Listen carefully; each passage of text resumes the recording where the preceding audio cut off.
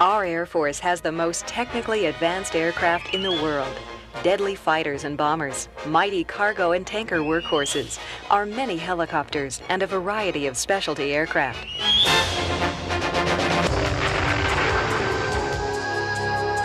But they can all be easily grounded by FOD. Foreign objects cause damage to our aircraft in many ways.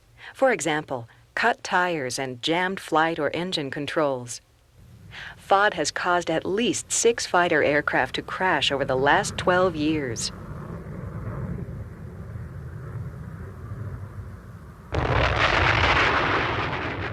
Some of the items that caused these mishaps were rags, safety wire pliers, a piece of aluminum foil, a 1-inch piece of safety wire, even a small washer. These incidents show that poor housekeeping and work practices are still the 2 major contributors to preventable FOD. We can eliminate FOD. To do so, we must make these 6 common sense steps part of our every job, every step, every day. The first step, be aware that you can make a difference and that FOD is a constant problem. Every time you sign out a toolbox, work a job, or just step out to help someone, keep your eyes open for tools, rocks, and other debris. And when you see something, stop and pick it up. Occasionally, you may need a sweeper to clean up an area. MOC usually coordinates this support with base ops. The second step, keep your work area clean. Check your shoes for foreign objects and empty your pockets of keys, change, pencils, and trash. Place these items into a FOD bag before entering the cockpit, intake, other confined areas, or before working on top of the aircraft. Are you covering all of those lines, hoses, cannon plugs, and ducts during extended maintenance? The ACES 2 ejection seat is the most reliable and safest seat in the world, as long as nothing gets in the way. Somebody didn't report losing this pencil tip. It then migrated in flight to the sequence start switch, which activates the seat computer as it departs the aircraft. It was discovered during a visual inspection of the seat when it was removed for other maintenance. Because of the protective shield over the switch and the tight clearance in the cockpit, it normally would never have been found. How do you think the pilots felt when they heard about this? Do you check the area one more time before you leave? It's possible the person before you left something behind. Step 3. We have to keep our vehicles clean. We know foreign objects get around, and many times our vehicles carry them out to the flight line. Tire checks. Are you constantly doing them every time you enter the flight line? How about after you drive off the taxiway to let a jet pass? How clean is your vehicle? Is there safety wire, trash, or fasteners on the floor? Is the FOD can overflowing before you empty it? If you have a vehicle magnet installed, are you checking it daily? Step 4. Thorough FOD walks. Are you looking, or are you out there just stretching your legs? Pay special attention to the grounding points and cement grooves and cracks. These areas are always filling up with trash, rocks, and hardware.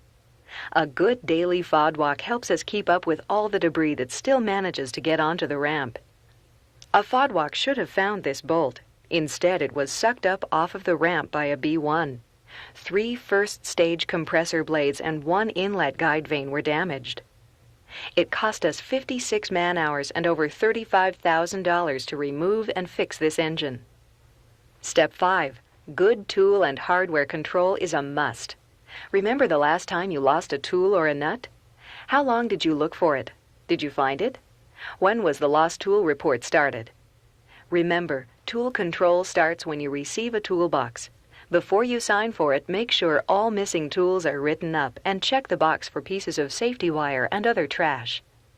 Whoa, slow down and look. Is that a tool or the tool cutout? If you find a tool missing, don't accept the box and make sure a lost tool report and investigation is started. Also, never leave tools and hardware in or on the aircraft. Do a good inventory of your toolbox and TOs after every job. This alone will narrow the search area and greatly increase your chances of finding a lost tool. Think about it. What would you rather check, 1 aircraft or 3? When you do find a tool missing, start looking for it immediately.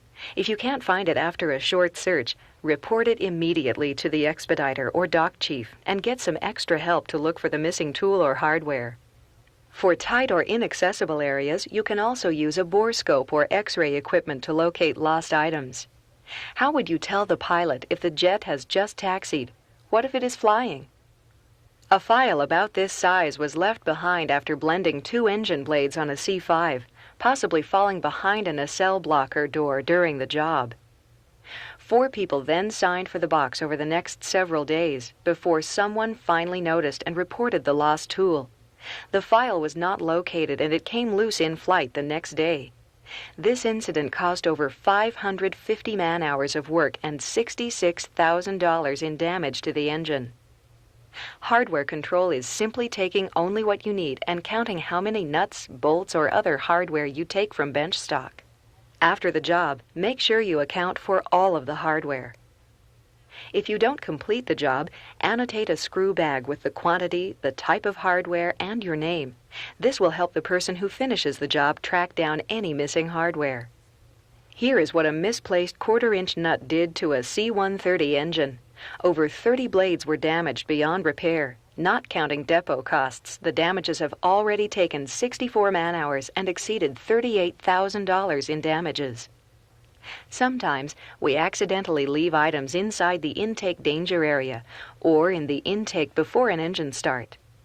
These have included VTR tapes, flashlights, cleaning bottles, and aircraft forms. Are you paying attention or have you just been lucky? Step 6. Follow the TO. Several times we have had equipment and panels come off during an engine run or in flight, causing serious damage. On the last job before a 3-day weekend, an experienced crew chief and his assistant were preparing an F-16 for an engine run. He skipped the warning and the step to check the run screen safety pins for security. During the engine run, 1 pin came out, and after whipping around in the intake for a few seconds, the lanyard broke. The pin destroyed over 426 blades. Total cost? $69,000 and 366 man-hours. What was the cost to the crew chief? How do you think he felt? Think of what he went through, the decertification, the investigation, the waiting. Was the 2 or 3 seconds saved worth it? Sometimes confusing or incomplete TOs are part of the